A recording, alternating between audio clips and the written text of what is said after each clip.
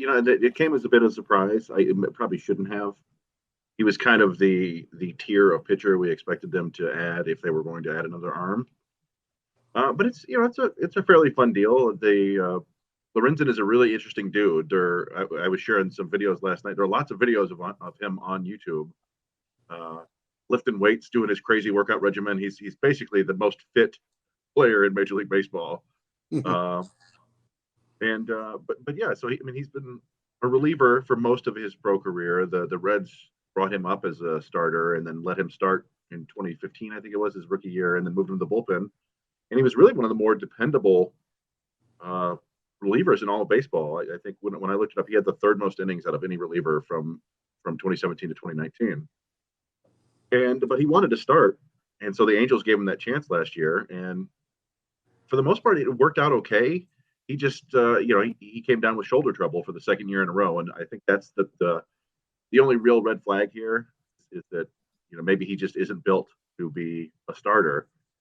But there's that upside there that he could give you 150 innings or whatever, and it's a pretty high floor because we know that he's likely to be a decent reliever if he has to take that role. So yeah, it made a lot of sense. Gives the Tigers more pitching depth and allows them to do some other things. So yeah, I don't see many complaints about this move.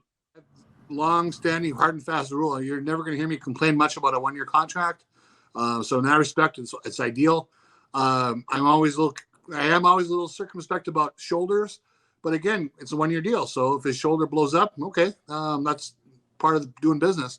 But he's been a relatively effective pitcher for a long time, and as they traded Joe Jimenez, they're going to need somebody in their bullpen who can take those innings, and no reason why Lorenzen couldn't unless he's in the rotation. So, and if he ends up making 25 starts, then that's a pretty good signing too. So, yeah, they can do more of that. Yeah, I mean, he was a guy I really didn't hear much about this offseason. He was kind of like an under-the-radar type of guy, but I think I know some people are upset because they don't think the Tigers need more pitching, but I don't think you can ever have enough pitching.